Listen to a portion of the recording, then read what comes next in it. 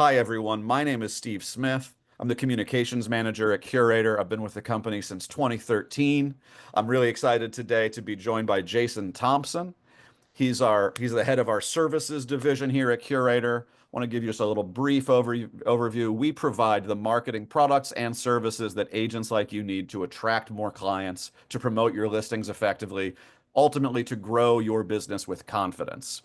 Jason and I work together with a team. At Curaytor, we build websites, we deliver content marketing on a weekly basis, email marketing on a weekly basis, social media content for our clients. But today we're going to talk specifically about advertising services. Jason, you've been with us for what, 3.5 years now, but I know you've got more experience in the overall paid media advertising landscape. Tell our audience a little bit about your experience in the world of paid ads. Yeah, I have been doing marketing and specifically paid media marketing for 8 years now across a variety of platforms like Google, Facebook, Instagram, LinkedIn, even Amazon. I've done it across a variety of different industries, all across B2B and B2B, or B2B and B2B and B2C.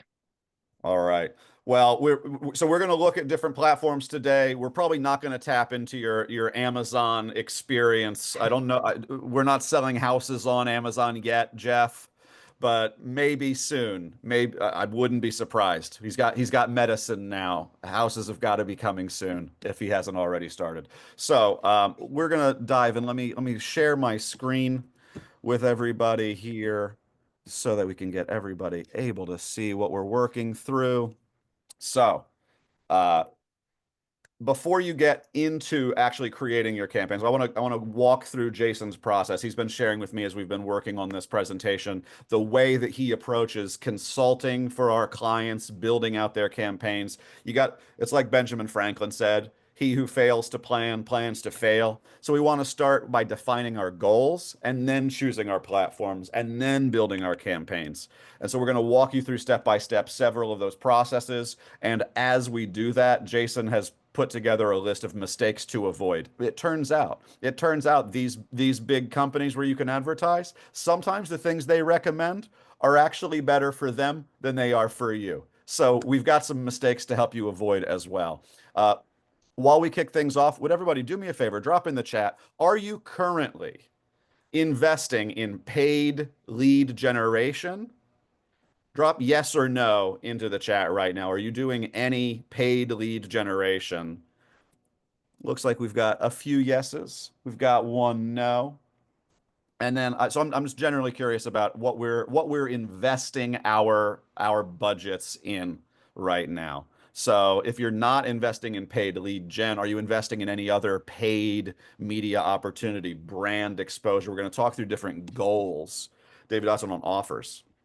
Nice. So, Jason, let's walk through the way that we start, the way that we set ourselves up to succeed in defining our goals. Yeah, so there's a couple of questions that I always make sure to ask when defining our goals.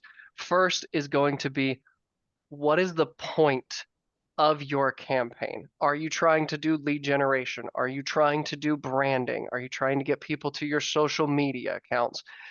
Whatever the point is of that campaign, you need to make sure to answer the next question. What is the like where do you want to drive your audience to? All right. So this is talking about, let's say for lead generation, are you taking them to a lead form page? Are you taking them to your social media accounts? All right. Where is the landing page? Okay. Once you know what the point is and what the best area to take them to fulfill that purpose, we can then start working on what is the platform. Yeah, because Okay. that's one of the things I don't want to. I don't want to do too elementary on it, but I also don't want to. I don't want to miss the point, which is when you start thinking about I want to put a paid budget behind something. Something I think people feel it's like the tail leading the dog. It's like I want to throw some ad budget at something. At what? What is the destination that you have in mind to begin with? I think that's one of those questions that I think is often overlooked. It's like, all right, we're ready. We're ready to throw some money at something. You go, well, all right.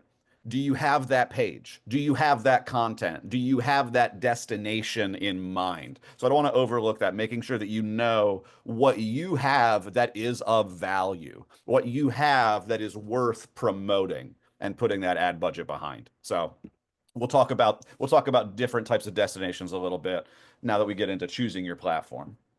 Yep, exactly. And so to choose the correct platform, first we need to decide who is the audience, right? Who is it that we're looking for? Are we looking for people looking to sell their home, to buy a new home? Are we working with relocations? Are we working with people in the army, right? Who is this audience, right? Once we define who it is, we can figure out where they are. Um, you know, let's say a lot of older people are now navigating more towards Facebook. A lot of younger people are more into Instagram and TikTok. That's where they're more influenced. Um, Not to, I would say, yeah, I'm big enough to admit it. I don't call myself a young person anymore on Instagram. I feel like we're getting closer. Middle-aged people might be on, but and middle-aged people are on Facebook too. But yes, yeah, True, but where they're more congregating or influenced by things that they see. Right? excellent point. Excellent point. Um, Once we define where they are, that's going to drastically help picking a platform. And then also, what's your specialty? We mentioned it a little bit before. Are you doing relocations or working with the army? Um, First-time home buyer type thing. Vacation homes. There's a lot of different kind of things that you can then tap into. Right. So from there, once you've kind of figured out, but so you got to know where your users are, and then we can get into user behavior. That's going to come in building your audiences that will happen within the platform itself. So we're speaking in some broad terms, but then we're going to get dialed in and more specific as we get into the platforms and start building these campaigns. So, Jason, when a client comes to you and asks and says like I'm ready to start investing in I want to actually put some ad budget behind my marketing. You told me the other day like 90% of the time what are they trying to do the first time? We looked at all those different types of goals. What do you find is the most common goal for folks when they start paid advertising online? They're looking to increase revenue through lead generation or selling something. Right. Right. And so the So best place to start, majority of people start with Google search because even though a lot of these people are going to be these other places, most people, when they're looking for something, the lowest hanging fruit is usually in Google search. They're searching for a question answered, they're looking for a service. So that is usually the best place to start for most people. yeah. And specifically in search rather than some of the other stuff that they have in there being display and YouTube. And we'll go over those other campaign types as we jump into the platform. All right. So as we're about to dive into the platform, we're going to start talking about how to build your campaign. Jason's going to show some tools within the Google ecosystem and then some recommendations that he wants to encourage you towards or away from. But so just want to remind you before we jump into the Google ecosystem, you want to keep your landing page simple. So you've already defined your destination before you jump into Google. You know what you want folks to go to. So if we're talking here about generating buyer leads, you're talking about using your IDX, using your home search, and having that destination set up as the place you want folks to be landing from these clicks. You want to keep it as simple as possible with a clear CTA, clear user journey, so that when they jump from Google onto the actual destination, that it's crystal clear what is expected of them, what is being delivered to them, what they're going to get out of engaging with your content. So, with that said, I'm going to turn things over to Jason to show some of the back end of Google for some of the more advanced setup that you're going to need to know as you're beginning your PPC journey. That's right. And so for those of you who may not have done Google before or know how their ads work, very simply, when we're doing a search campaign, it's what are they searching for? So let's say they're searching for homes for sale in the Lehigh area. All right. You're going to see here these sponsored posts at the top. These are the ads that you're going to be running. Okay. These are examples of different ones here at the top.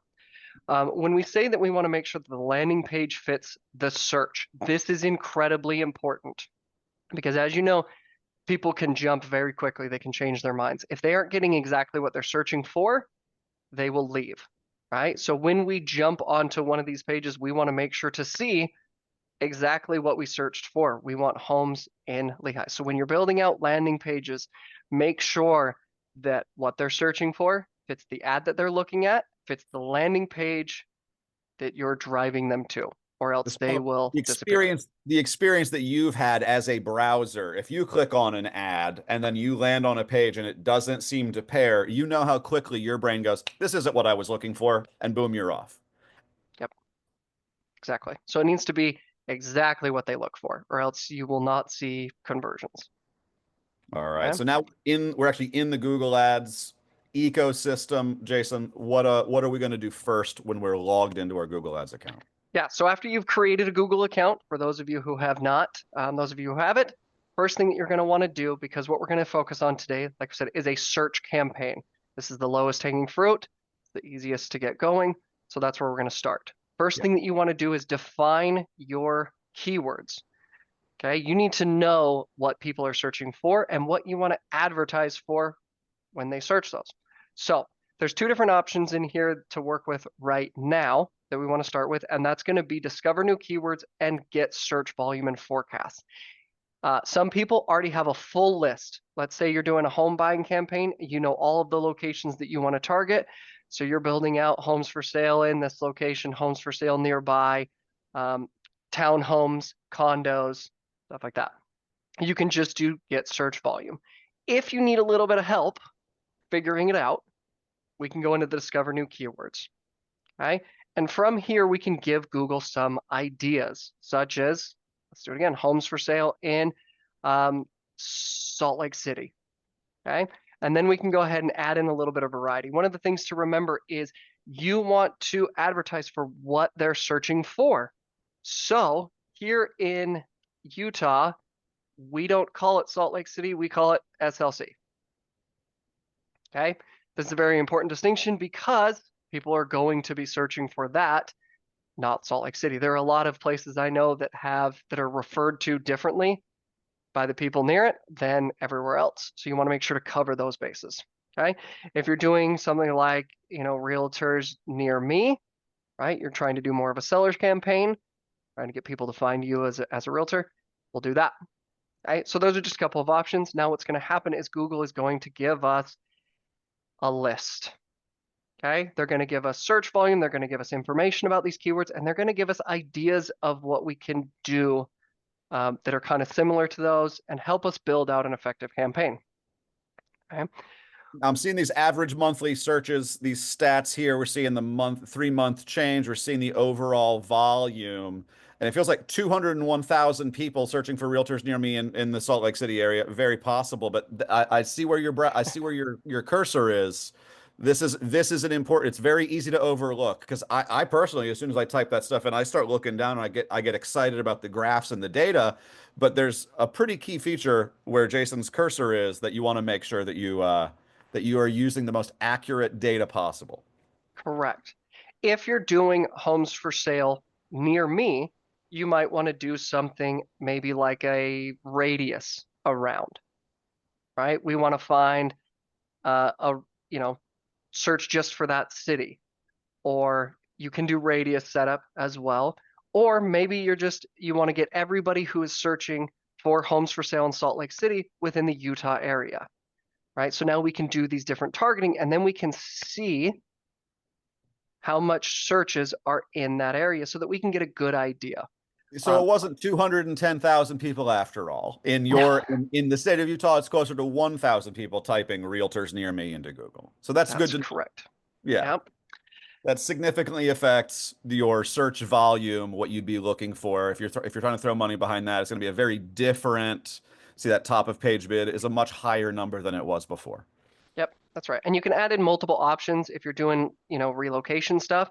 A lot of people are moving from California over to Utah. So maybe we want to target those people that are searching specifically homes for sale in Utah, right? We don't want to get those that are searching homes for sale nearby, right? So you want to make sure when you're doing this research that it's specific to what you're actually going to be doing in these campaigns. All right. So a lot of times people will break them up and do multiple. Right. So based on this research now, this was just the keyword planner. This isn't actually building out what's in the Mhm. campaign yet. So what do we take from what we've learned here as we start to build the campaign, Jason? Yeah, so let's say, for example, we're doing a home buyer campaign, right? So we're doing homes for sale in Salt Lake City. One of the things that is very important when you're looking at this research is that you want to balance search volume with intent. Okay, so you may find now, for example, this is a big one, people who search for homes in the DFW area. That's a huge radius, that's a big location. It's not very high intent. So you want to balance. I mean, if you can even get away with a neighborhood search, those are very high intent, but the volume of searches might be really low like this. So there's no point in putting ad spend behind it because it's just not going to work. There's no volume. So if you can balance the highest intent searches with good volume, that's where you're going to find the most success. Right? Very important to look through that stuff. Some of this other data you can see is competition to see how many other advertisers are going for it. And then Google will give you an idea of what the cost per click could be. Yeah. Okay, so And they'll give so you a little bit of a range.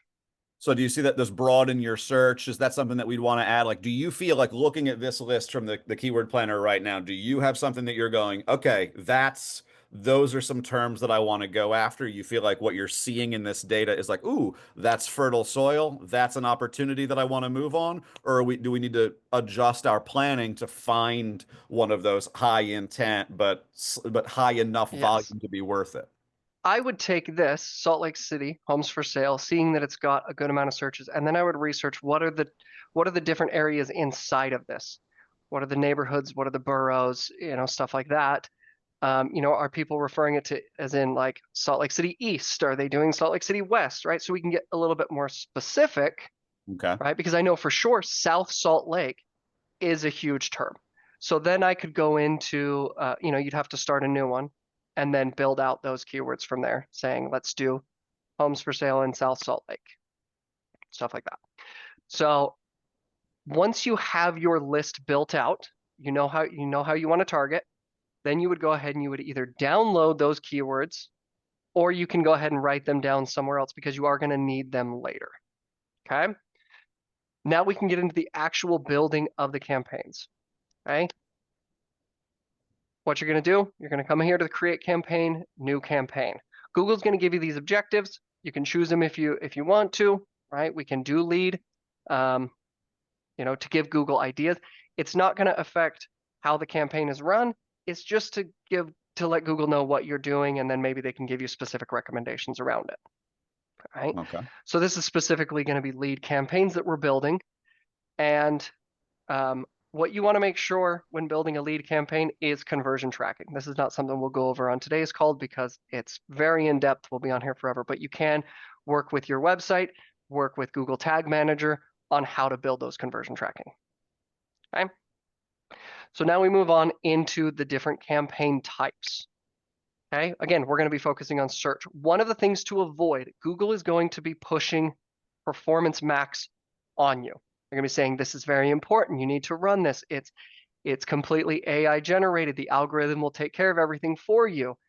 That's a dangerous route to go. What makes you and what so yeah, to me it's like, oh, like if I see search versus performance max and I see that Google itself is recommending it, besides sounding like a really cool pair of Nikes, Google Performance Max, I would say like, oh, that sounds interesting. And AI's got it's a big buzzword right now, and it's like, yeah, it's going to be analyzing data across lots of other ads. So I can feel myself compelled by the simple notion of, ooh, Google's got a new recommended thing. You're saying maybe pump the brakes on that. Why? What makes you say that, Jason? So Performance Max is a campaign that does it across all of these different campaigns. You give them assets, you give them images and video and whatever, and they will compile it however they want. Okay. They'll build ads for you, they'll compile it, and they'll choose how they want them to run, where they want them to run, what searches, and you can do some things to try and limit or give them ideas, but it's very much here, Google, you do that. Okay. That gets very dangerous. For example, we had a coworker of mine who has built a Performance Max campaign only to find out that Google decided to put Christmas music on the ad. That's not something that you can see inside the platform. It's just something they had to discover in the wild, and a customer had to come and say, that was a weird choice for your ad. It Like had we had nothing no to do. idea. It was, yeah, that is a pretty wild one. That is a pretty wild one. Jason, you mentioned before conversion tracking. We don't want to go down the rabbit hole. It's a pretty lengthy Mhm. thing. That's the sort of thing David Dodson asks in the comments. Will conversion tracking work within a Curaytor campaign with like if we're building out PPC campaigns with our clients? That's one of those things that we're taking care of. We're Yes, optimizing those settings. we build out all the conversion tracking for Curaytor sites when we run paid advertising. Cool. So yeah, that would be one that if you're a current client and you're curious about that, you can reach out to our team, to your CSM. Jason, our services team, might help explain that a little bit more in depth. That might even be if there's enough demand after this session. If folks say, I really want to know more about conversion tracking optimization, drop that in the chat. Let us know. We're building out our content strategy for the year, and we want to try to provide as much value to our audience as possible. So if that ends up being the sort of thing that you're curious about more about, then let us know. For now, we're gonna avoid the bizarre opportunity to accidentally drop in some Christmas music on some not Christmas content with Performance Max. We're gonna stick to slightly more antiquated ways in Google and go with search. We're gonna Yep. narrow our focus to have slightly more control over what we're displaying. Yes, we definitely want control. It's a great campaign type, but it takes experts and a lot of management and a lot of time to make sure it's doing exactly what you need. So some of the other types we'll gloss over, but demand generation is great for branding and generating interest in you as a brand and as a company. Display is great for remarketing. Shopping, obviously, we don't need, and video is great for ramping up your YouTube or if you have video content. It's great to put some advertising behind that. But so Okay. so again, based on what we know, what we're trying to achieve, what the assets we have are, search makes the most sense for this type of campaign that we're building out. Correct. And again, it is the basic thing that every advertiser will set up as a starting point for any marketing, because it's a good solid foundation for everything else. Okay. We're doing lead form submissions. If again your goal is something else, you can track it there. Name your campaign, and now we move on to all of our specific stuff. Okay.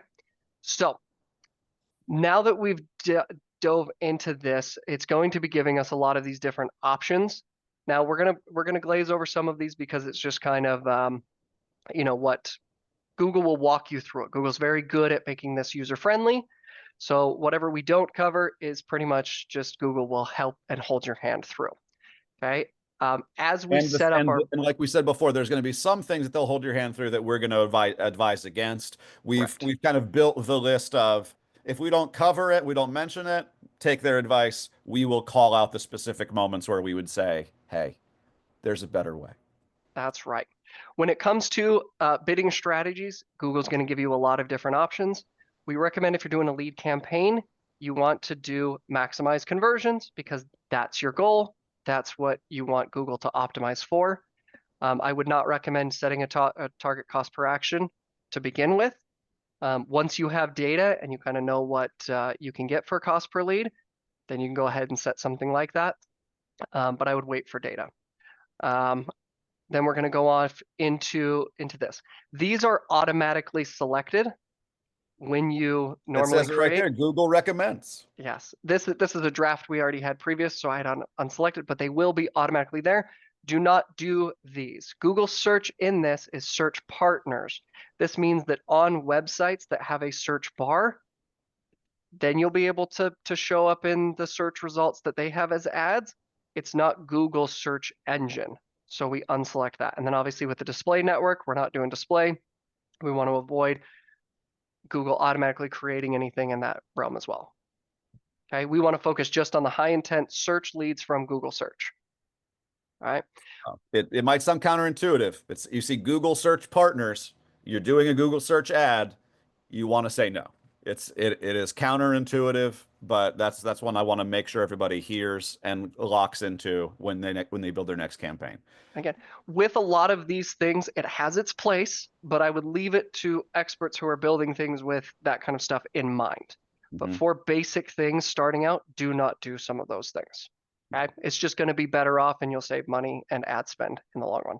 Right. Okay? Next Now we up, do we an we did our keyword planning, so we've already talked a little bit about the location, but here's where you want to really dial that in, right? Beyond the keywords themselves that you're adding to your campaigns, you also want to make sure that Google's geo tracking capabilities are as dialed in as possible. Is that what locations means here? correct, yes. So one of the things to note is fair housing does not allow for zip code targeting. You cannot build out campaigns to target zip codes. You will get dinged by Google. Okay? And truly for for this type of campaign that we're building here, you probably wouldn't want to go to that zip code level. You were talking about like such a granular, small, like we're looking, like you said before, we're trying to find that balance of search volume, the number of people who are actually searching for these terms. If you get down to a zip code level, you're probably going to be in very, very, very granular territory. So it's all right to be in a more of a city, a county. You might need, you don't want to go too deep in the zip code. Correct, yeah. And if you're doing homes for sale in a specific location, you can obviously go very broad with your location. If you're doing homes nearby, you might want to be very specific and say, let's just type in all the cities that apply to this campaign. If you're doing maybe a seller campaign, maybe you just want to do a radius around your building. You say, I'm not willing to drive more than 20 miles, so let's focus on this radius around. Sure. This is a very important setting. Again, this is Google recommended and automatically selected. What this means is you're going to now target anybody who's shown interest in your location. Steve, have you researched or traveled anywhere recently? I've been a few places recently. I was just in the Florida Keys. I officiated a wedding, and prior to that, I was I think like everybody, I've probably searched Los Angeles a lot more recently, trying to stay up to date with what's been going on with the fires in Southern California. I'm in San Diego most of the time, but so I definitely I've been searching more about LA just to make sure that friends and loved ones that I have there to see what's going on with that. So is what you're telling me that if I was recently like using Google to look for restaurants in Miami before I went to the Keys, this would probably consider me to be a really good target for real estate in Miami, even though I'm definitely not buying anything in Miami anytime soon? That's absolutely correct. So now you've done your research in Miami, and now you're over in California, and you're saying, "Hey, I want to look for a realtor." Well, now some advertiser in Miami who didn't change this, is now going to be showing you an ad saying, I'm a realtor in Miami. I want to now help you sell your home in California. Not relevant. So, so that's one where like when I open Chrome on my phone and it has those recommended articles, that's less often even sponsored, but I'm seeing the Google algorithm is feeding me things from cities I've been to. I'm still getting things from Seattle. I was there in October, but I'm still seeing more articles about what's going on around Seattle than normal. To me, that's a great example of like the Google algorithm is not local unless you teach it to be local. So if Correct. if you want to maximize your budget, you really want to make sure. So this is another one of those mistakes to avoid. We don't want to say presence or interest. We're just going presence. Is that right, Jason? Correct. This is very important to do because, and I'll tell you, whenever I have audited any account, if somebody has existing Google Ads and they want me to audit it and fix it and give recommendations, this is the very first place I go because the amount of wasted ad spend that happens when you do this is, I mean, it's massive. So this is a very, very important thing to avoid. And if you're running any Google ads now, I want you to make sure that that is changed. Okay. Um, Languages, again, just make sure that your language matches your ad, matches your website. Very simple. Okay. This is also something that you want to make sure to avoid broad match keywords. We're going to talk about what those mean in a minute. You do not want to automatically use broad match keywords. Okay. So we want to make sure that we're using match types. All right. Okay. And again, we don't want to automatically create assets. We want to provide them. Again, there's a place for that. If you're working closely with Google and you want some help, you can use these. Just make sure that you're monitoring closely what they create. Okay. Oh, Um, all those are all fine. And then we're going to go into this is keyword and asset generation. Now, we've already done our keyword research. so we don't need Google's help. So again, we're going to skip that. Now we're going to go into creating our ad groups. Okay. So we go ahead and we put in where's the destination that these people are going to go to. Like we said, this would be your home search on your Yep. website. If you were going for, like we saw some of those examples on Google, it was homes from the 3 to 400s. If you want to get really granular, you can do that.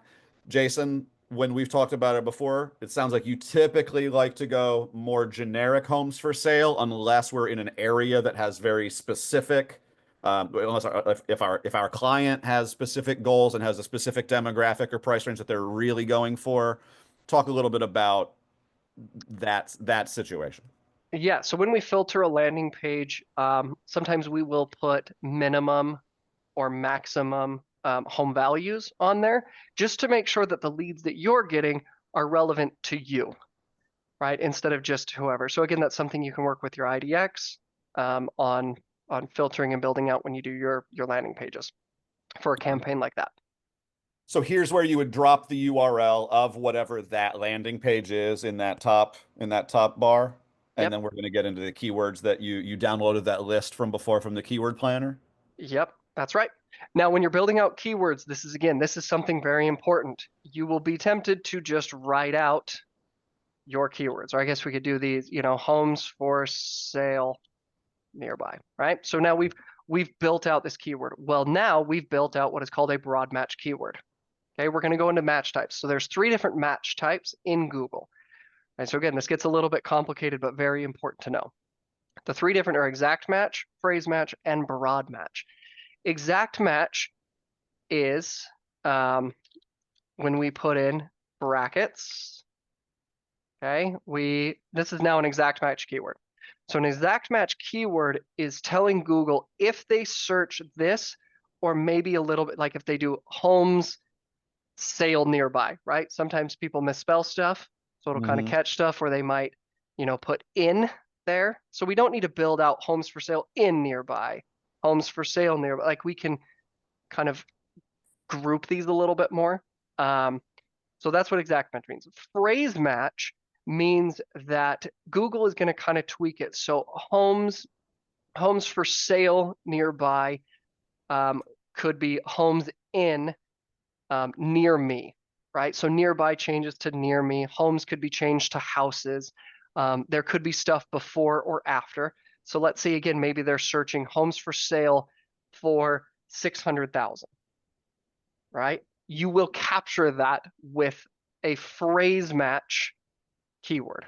This is phrase. This is okay. So phrase, and so if you scroll over the question mark, how do you know it's brackets versus quotes versus is there a is there like a cheat sheet on this, or is this just something that you got to be as bright as Jason is to know that Google does have help docs that are okay, elsewhere for these things. Um, usually when you click on question marks, they'll be there able we to go. answer these for you.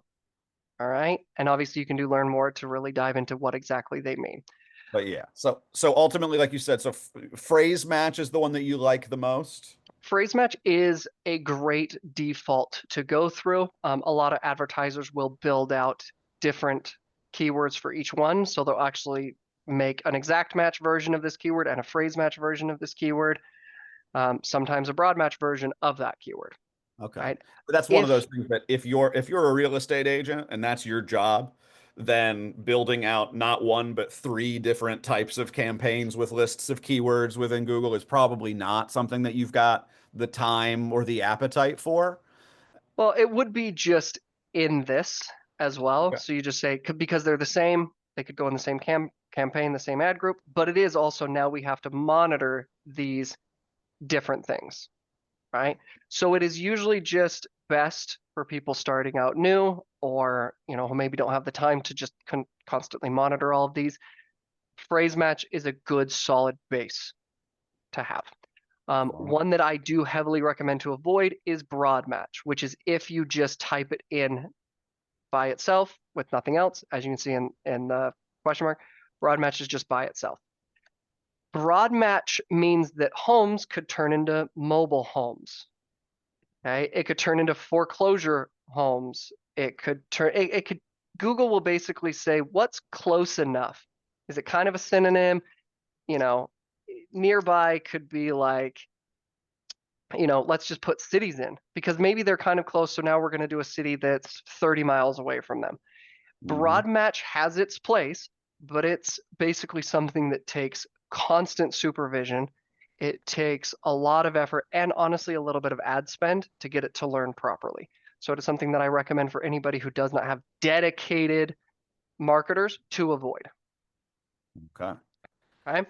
So those are your match types. You'll build out all of your different keyword phrases that fit in your first ad group. You can build out multiple ad groups. So let's say that your first ad group is homes for sale in Salt Lake City. Your next ad group is homes for sale in Lehigh. Your next ad group is homes for sale in or homes for sale nearby, right?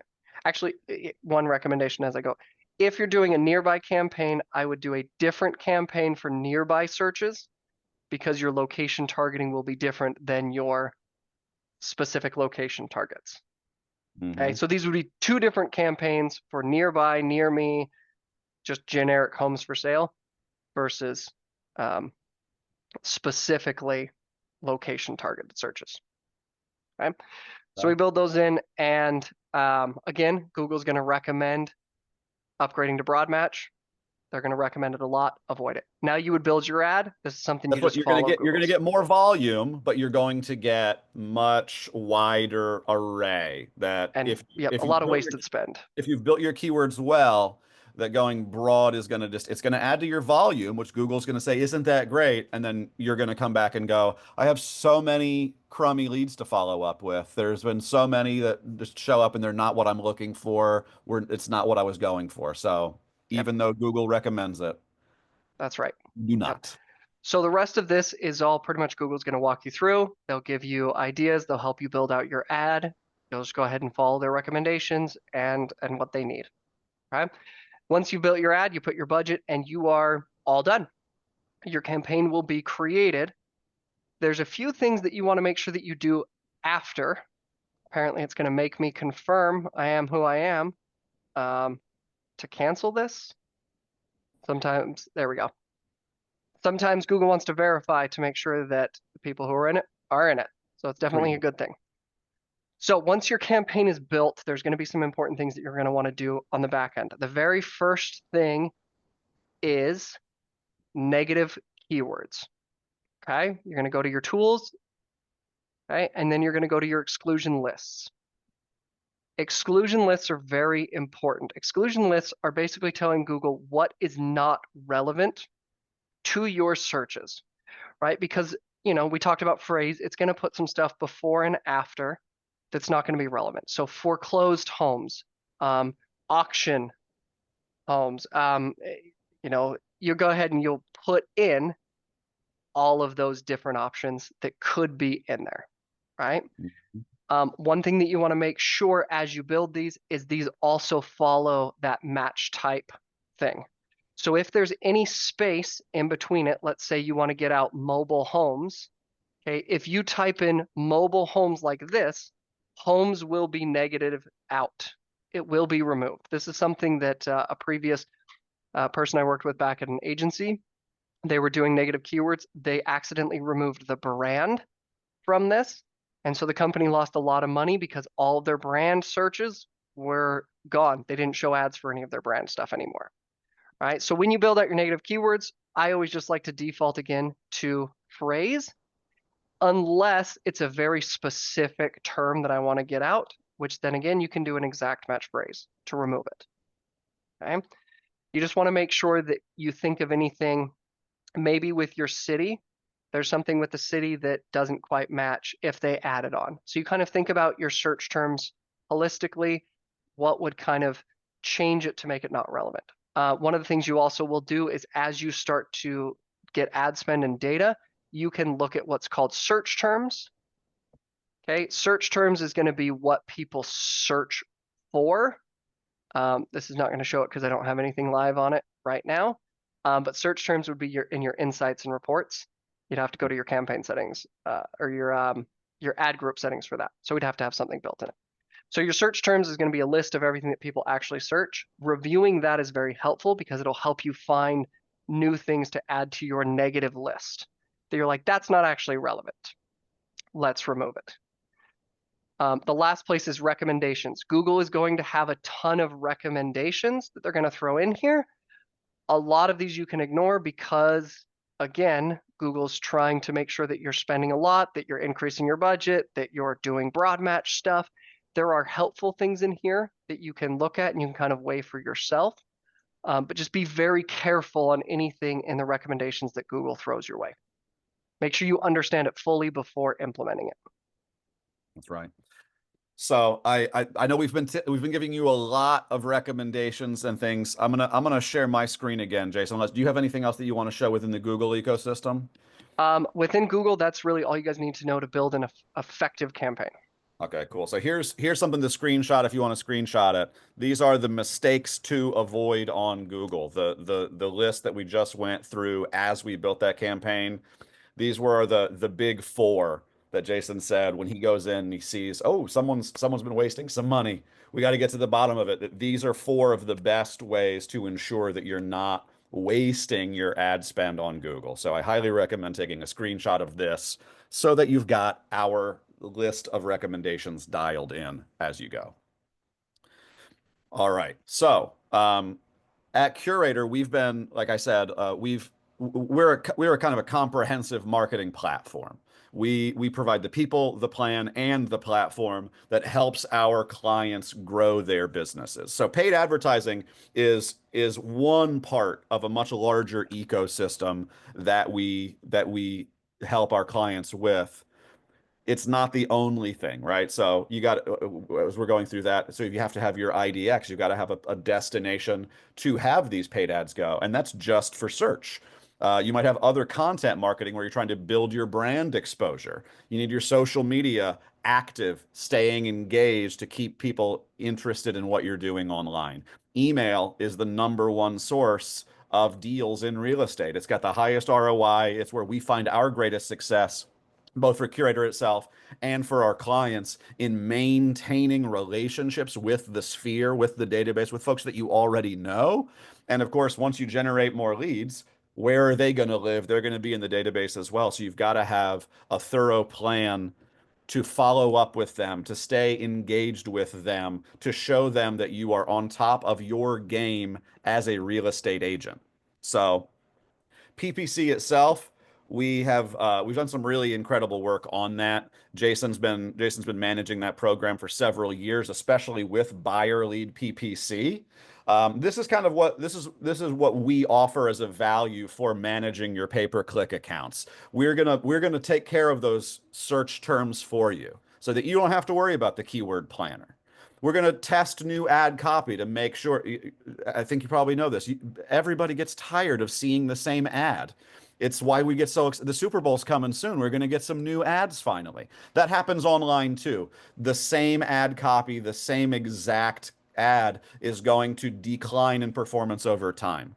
Landing page optimization, making sure that the destination that we're sending to people to is dialed in, making sure that it is optimized. And then because Jason manages a lot of client accounts, we're able to learn from what's going on with one client and implement it for the rest of our clients. We're able to harness the power of our community and collaboration. Jason, am I missing anything about what I've said about what you do in our ongoing PPC management? No, I think that pretty well covers the ongoing stuff. One of the things to remember is Google is very complicated. It's why I've been able to make an entire career around just this. It is something that is possible to do by yourself, but it does take a lot of time, and we're definitely here to help take that off of you. Now, what I'm really excited about is buyer lead PPC has been important. It's a big aspect. It's a part of a healthy real estate marketing ecosystem. You got to have it included you want to have it as a weapon or as a tool in your toolbox. But now something that you've been specifically working on over the last year, Jason, has been not just buyer lead PPC, but seller lead PPC. I know you've been working with clients all around the country developing in better campaigns, better landing page experiences. Will you talk a little bit about what we've been able to accomplish with our Seller Lead PPC pilot program that we've been working on?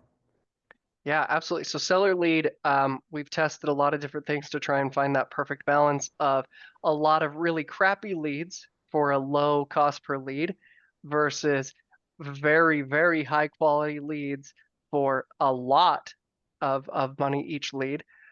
So we've been testing all these different ways to balance to find that perfect ratio of you're going to get quality leads without breaking your bank every time one of them comes in. So what we found is home value lead generation, right? So we have focused on building a campaign all around capturing people who are showing interest and looking for trying to find the value of their home, so that we can help them kind of evaluate where they're at and help, and then you guys can help them move into selling it. And so the results of that test over the last year, I'm going to drop right here on the screen right now. This is what we've been able to achieve. We've found Google studies, word streams analysis of Google, several other companies figuring out what is the average, what's an industry benchmark in real estate for pay-per-click advertising. And I'm really proud of you, man. I'm really proud of the team for achieving better than industry standard marks across the board for every valuable metric. Like you said, it's really important to find that balance, right? A marketing company or an advertising agency in lieu of delivering you business is going to say let's just get them more let's get them more leads, let's just get them more leads. But what that results in is lowering the threshold and giving you a bunch of leads that we know that it turns into a conversation down the line that's, yeah, you got me a lot of leads but none of them are any good, so there's a bunch of bad leads. That's not the business that we're in. We also know it's like, yeah, if it's a $250 lead and I got one this month, well, if that guy closed, that's a pretty great deal. But it can feel pretty painful to go, ooh, that's a really expensive lead, and now I don't know if it's going to work out. I got to make sure it works out to actualize the ROI on this. What Jason's done in dialing in this high intent, solid volume at a good price is really impressive. And so what we've been able to achieve here, Jason, walk through some of these stats. Oh, and Nate just said it. Nate just said it the best in the chat. ROI is greater than the conversion rate, right? We are not trying to drive up wow for all those people that saw that ad and they clicked on it. Like, cool. Where does that show up in the bank account? Where does that show up in my actual day-to-day life? It might give you that better opportunity. It might give you that time to nurture, but we want to find leads that are a little bit farther along in the process. Like we said before, when you start investing in PPC, we know that you're looking for low-hanging fruit. You're looking to add more opportunities, more high-intent prospects to your database quickly. The idea is to invest, to get some more business in quickly, and then maybe you get to expand into some brand exposure. You might get into, ooh, I want to add to my follower account on social. But 90% of the time, the folks that we were working with, when they start investing in PPC, it's, I want to get some more leads. I got to get some more leads into my database. I've got agents I've got to feed, or I've got business that I need to put up on the board myself. So, Jason, I've got it here on the screen. Talk a little bit about the overall seller lead PPC offering that we're expanding now. Yeah, so the reason we were able to get our click-through rate 5 to 8% better is better targeting. Make sure that we're targeting people who are more likely to interact with ads than other people, as well as making sure that our ads are more engaging so that they're more willing to click on it. Okay. With the cost per click, we are able to lower that down again by making sure that we are targeting not as broad and not too targeted. As you may have seen in the keyword report, sometimes when you get very, very specific, sometimes the cost per click goes way up. So again, that finding that balance of great volume, low competition, and high intent clicks. So we're able to get that 30 to 65% cheaper, and that really helped drop our cost per lead by 58 to 74% based on the real estate as a whole data we were able to find with WordStream. which is pretty friggin' impressive, man. I guess I'm really proud of the work that you've done to find and to dial in these settings, these campaigns to make it highly effective work. We've offered buyer lead PPC for years and years and have always maintained a really high standard there. As of today, we're excited to offer seller lead PPC as well. We know that the stuff that Jason just walked you through, even for buyer, which is maybe the more traditional, is involved. It's complicated. There's a lot of settings, lots of things to consider. We wanted to provide a genuine walkthrough of how you can save yourself money, save yourself some time, and get to business within the Google ad account experience. But if you as a real estate agent, would you ever recommend, say, someone sell their house by owner? Probably not, because there's a whole world of complications that come up with that. That's what we're here to be for you, is to be your agent, to be your partner, to take care of the things that you're not an expert on, to let somebody like Jason, who has spent 8+ years of his life geeking out about this kind of stuff. I can't tell you the number of while we were prepping this, my eyes would just kind of glaze over and I go, is that?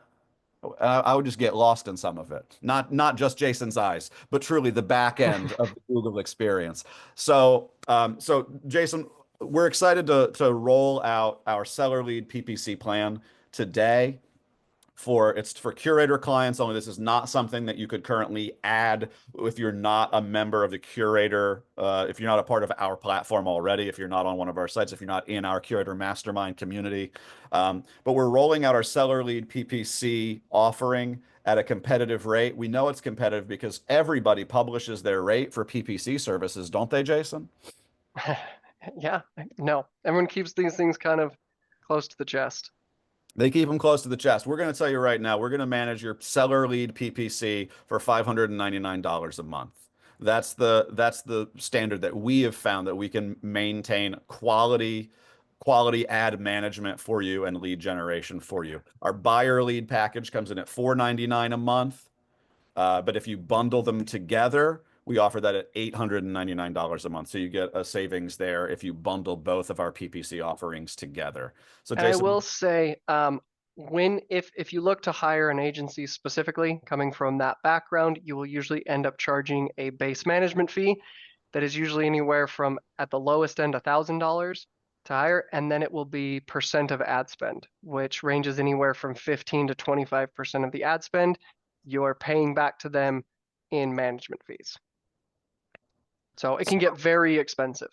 it can. It certainly can. So what we're trying to offer, like we said, this can only be paired with a full Curaytor subscription. I'm going to drop our information into the chat right now. If you are interested in our seller lead PPC services, if you are interested, we haven't even talked about our full Curaytor offering, which includes a website, which includes our listing studio that helps you promote your listings on Facebook and Instagram incredibly quickly, incredibly beautifully, and build out an automated seller report that doesn't just satisfy your seller, but it also gives you a fresh piece of marketing collateral to show to every prospective seller. So like the folks that you're going to generate through this seller lead PPC, it's not just a slam dunk. Cool, lead generated, now it's on. But with the rest of the Curaytor platform, we find that it is a lot easier to lock down that business when you show them the tools that you use, strategies that you use, that Curaytor coaches you on, that Curaytor provides you with. That, oh, it makes a whole lot of sense that I want one of these seller reports for my house so I can see exactly the type of reach that you're getting, the marketing that you're doing for my property. So, beyond our seller lead PPC expansion that we've offered, that we're starting today, we also have added another aspect to our Google offering that's not in the paid ads section. Like I said, we provide content marketing for our clients, websites for our clients. We're finally able to offer SEO services, professional SEO services to help increase your organic ranking in Google. So we were showing you the sponsored ads at the top of the Google rankings. We've also added an offering to help you get closer to the top without ad campaigns. Jason, talk a little bit about the SEO services offering that we're adding today. Yeah, with SEO, our what we do is we make sure to optimize your website and make sure to do a lot of stuff in the back end that's needed to increase your authority with Google and increase your ranking and visibility. Okay, so one of our goals right there, you can see our reporting. We're going to make sure to monitor your ranking for important keywords. Month over month, you'll be able to see, how you increase in your organic searches and the volume that we can bring to your site. That's right. So, like I said, there's a whole Curaytor ecosystem that goes beyond our paid ads. What we wanted to focus on today, the link that I just dropped in the chat, if you want to see the whole Curaytor system in action, if you want to say, I'm curious about these seller lead services, I'm curious about these SEO services, but I want to know what the rest of the Curaytor offering is, go to that link that I just dropped in the chat. You can walk through with one of our sales team reps. They're going to give you a thorough walkthrough of our system. And the best thing about them is they're going to ask you questions about your business to make it consultative, to understand what you're looking for. The same way that we started this session saying, yeah, before you're going to build a Google campaign, you need to understand what your goals are. You got to figure out, you got to start by setting up with your planning and understanding where you're trying to go. We're in the business of helping our clients grow their businesses and achieve their goals. It's a conversation. It starts with a conversation, a consultation, and then we get to work. So the last thing that I'm going to say, so I really do, I want you to go to that link that I've dropped there, because these SEO services, they're fairly limited. These are going to be consultations that you have with Jason, with members of our services team to create really great work on your behalf. We're going to start. How many SEO services are we going to start offering this month, Jason? It's going to be, as our onboarding, we're going to start with 5 to onboard. Once those are onboarded, we'll be able to increase, to probably manage 10 to 15 in these first couple months. So again, this is a situation where we are in the business of helping you grow your business. We're not just trying to get a bunch of stuff in and then scatterbrain catch up and figure it all out later. We are going to be building this out with you. David asked a great question. How much is the SEO component? Our SEO service is going to be $999 a month. It's going to be a $999 flat fee for our SEO services. And so I want to talking about this, the doing things the right way, working in a consultative way.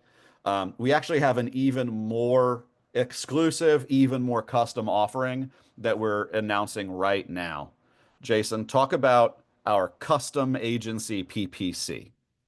Yeah, like we talked about when you go ahead and hire an outside agency, instead of having these pre-built campaigns that we've put a lot of work into, they're not necessarily going to hit all of the goals that you have. So we are also offering kind of like an in-house, as close to in-house as you can get, agency marketing, where we will work directly with you to build out whatever your goals are. And then I'll be able to use all of my experience over the 8 years that I've been doing this into building custom campaigns and marketing strategies specifically for what you're looking for that may not be covered in the other stuff that we do with inside of Curaytor.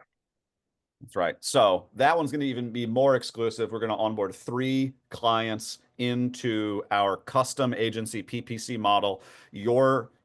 Our marketing team will be your marketing team. We'll be building out custom campaigns, custom landing pages, custom work on your behalf. You'll have an account manager, someone like Jason, who will consult with you to understand your goals, work with our team to build out amazing high performance creative, figure out the distribution methods. It's event marketing, improving your listing promotions even beyond what we do with our listing studio. Lots of different possibilities within our custom PPC agency model. So, Jason, I can't. It's already been an hour. We really only got into the Google side of things, but it is such a deep, robust experience. I hope that this has been helpful for everybody on the call today. Are there any questions from anyone in our audience? Please drop them in the chat. We've got a few extra minutes. I know we're at time from what we scheduled. But if you've got any questions for me, for Jason, for our team, please drop them in the chat. Like I said, the SEO offering is going to be highly limited. We're going to be starting with 5 to onboard and then expanding to 10, then to 15. Our custom agency PPC model, we are starting with 3 spots. So if you are interested in that, raise your hand now. Get on to our team's calendars. If you're already a Curaytor client, reach out to your CSM. They're going to have the most information. They're going to be able to connect you with Jason and our team to initiate that consultation.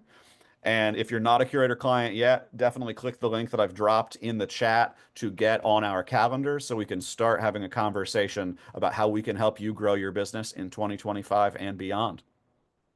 Jason, thank you so much for taking the time to share this Google wisdom with everybody. Look out for the replay. We'll be sending that out as soon as this video is rendered. It'll likely be tomorrow. That's what I know about Zoom, is we'll probably have a full replay ready for you tomorrow. So thank you so much for tuning in live. For those of you watching on the replay, we hope you learned a lot too. Thanks, everybody. Have a great rest of your day.